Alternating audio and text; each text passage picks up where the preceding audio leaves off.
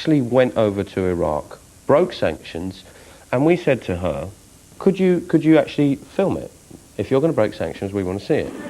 And she's actually given this, I regard this as evidence. Inside this hospital, there's a little boy named Bashar. And I think I have inside my bag some of the medicine that he needs. He has cancer. And my government says that if I give Bashar these medicines, that I'm violating the United States law. I can tell you that I don't believe that what I'm about to do is a criminal action. I believe these sanctions themselves are criminal. They are the weapon of mass destruction in Iraq today. She's an American citizen. She is violating the law. What I'm asking you is to come out into the open about this. Hopefully we can get the committee chair of jurisdiction, who is a Republican. As the Republicans control the majority in the House, that means they have every chairmanship. That means they control the agendas. But we will certainly urge them to do it because, in fact, it is in the national interests of our country and, for that fact, of the Western world to contain Saddam Hussein. And that means not allowing a whole host of porous efforts to take place in which many others feel that they can willfully and without any consequence go ahead and violate the law.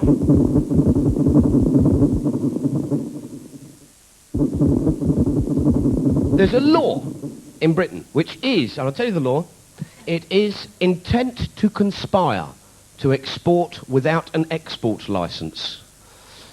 And I thought, what's that? Intent to conspire. What exactly is this law? What does it mean? If I want to take out something to Iraq and I think about it, am I intending to? So I've got a bag of medicines and equipment and stuff, and I've got a ticket to Amman in Jordan where it could go on. So I thought, start small, work your way up. So I phoned up Crime Stoppers. This is the Metropolitan Police Crime Stoppers Unit at New Scotland Yard. I said, hello, I need to speak to someone urgency. I've got evidence that someone's attempting to conspire to take stuff out to Iraq without a licence. This is very serious. I said, absolutely. He said, you've got evidence? I said, right, yeah, I have. He said, what's the name of the person? The person's name is Mark Thomas. I'll be completely honest with you, right? I'm Mark Thomas. Why are you calling? Well, I need to work out. Should I hand myself in? What do I do? Morally, I feel I should do this. What do I do legally? I don't want to break the law. What should I think you should go to Scotland Yard, sir. Right, so we peg off.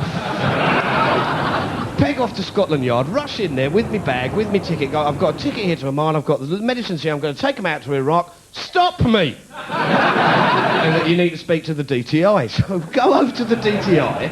And on the way there, I think, well, you know, if I have broken the law, I should take the full consequences. So I'll get changed into me overnight gear of pyjamas and sort of dressing gown, slippers. Take a little overnight bag in with me for the stay.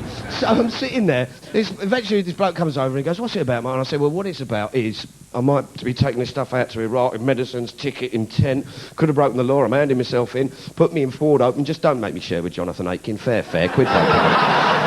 And they said, well, no, really, you need to speak to Customs and Excise. I went, all right, off we go. So we go over to Customs and Excise, phone up this guy and say, look, I've got evidence here in my bag about someone who's going to break sanctions in Iraq. He said, you better come in. He said, I'll take you through. You're going to meet the chief investigator for the investigations unit.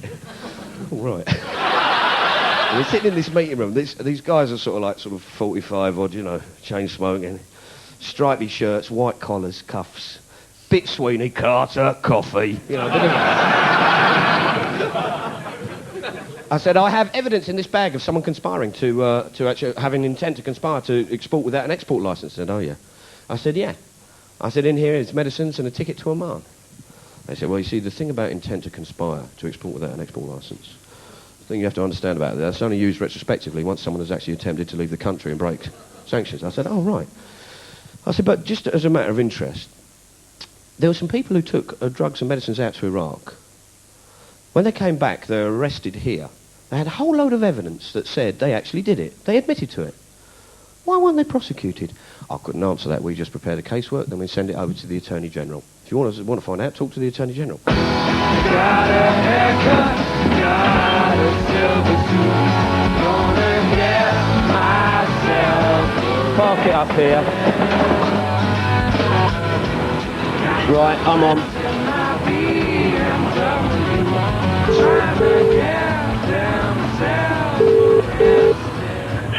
Hello, Attorney General's chambers.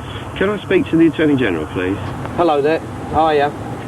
Ask what you do. My name's Mark Tyson from Channel 4. I'm trying to present evidence that shows that I could be in breach of the law over sanctions to Iraq. As it stands at the moment, sir, you can't really go around saying yourself to the railings, okay? You can actually be arrested for obstruction. I've been trying to be arrested for the whole day. Yeah, but that's not the point, I've got to tell you. I'd rather not arrest you. I'd rather you didn't as well. I'd rather be arrested for the Iraq. But if you could actually remove yourself from this, unhandcuff yourself and get out of this, that would be... If you could just hold on half a second for this one. Hello, Rupert Campbell. Oh, hello. My name's Mark Thomas from Channel 4. Yeah. I've got some medicines.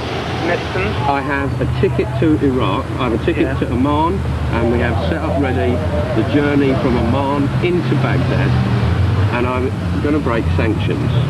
Now, I've been trying to get someone to come and arrest us. Right. To stop me, because it seems to me pointless that we either have the law or we don't. What I'm asking basically is there a political decision not to prosecute because you are frightened of publicity?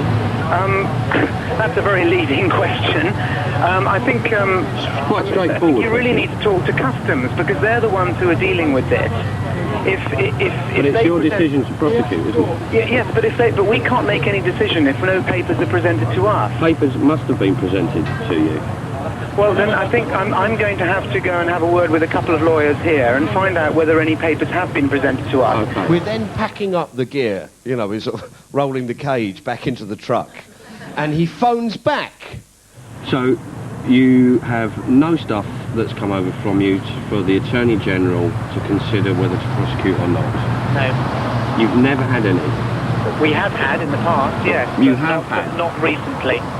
You have had regarding breaking sanctions with medical supplies? In the past, yes. Were they prosecuted? No. Why was that decision taken not to prosecute? It was a decision taken back in May 1998, and the decision was that it was not the thing at the time. It was not felt that it was needed. If I bring round papers of the case, will you accept them and look at them? No, you have to. The process starts with customs and excise. How many times do I have to say this? The process starts. Yeah, with absolutely, and customs it ends with you, and it's ended so far with no prosecutions. You're sounding like a real Nazi, Mark. I mean, you know, what are you after here? I want to know what you're going to do, and is the reason that you're not doing anything is because if you put those people into court, then they're going to say we did it because the United Nations are saying 500,000 children have died as a result of sanctions. Mark, I'm not getting into this. I'm afraid I've been over this with you many, many times. We're going round and round in circles. The process starts with customs. Go and talk to them. I'm going to have to hang up the phone, I'm afraid, because this is not getting us anywhere. Okay? Thanks for your time. All right. Bye-bye. Bye. He said I sound like a Nazi, and is that actionable? So, we thought we want to find out exactly where the law is. What is the point, exact point, that you actually break sanctions? When you take something without an export licence, where is it? So, I swallowed my pride and went on the big breakfast the other morning. What's this here for? Well, what it is we're filming today, actually, and this bear, after the show, we're going out. This is a little girl. She's in the Al-Masur Children's Hospital in Baghdad, and we're going to try and get this bear out to her. We're taking it on the Eurostar. It goes to France, it gets given to a bloke there, and he's going to try and take it to Baghdad. Now, we're doing it without an export licence. You're on your way to do this? Yeah, we're on our way today. This is B-Sharp. Yeah, well, we don't actually quite know how illegal it is yet. As far as we're concerned, it's a bear to start off with, so it wouldn't come under our scope of control here at export licensing. Right. You would have to speak to the Ministry of Agriculture on that one. Right. Okay, as far as the bear's concerned. So I have to talk to the Ministry of Agriculture? Yeah, that's to find out if the bear... Right. So you don't licence it? Not a bear, no. I mean, It's not a real one. It's not a real one. No, it's not a real one. It's a toy. It's a toy bear. Yeah, no, it's not a real bear. Have my hand off. You may well need an export licence. In the UK, that's issued by the Department of Trade and Industry. Well, what we suggest you do is you check the situation with French customs when you arrive there. But I'm perfectly legal till I get to France, yeah? The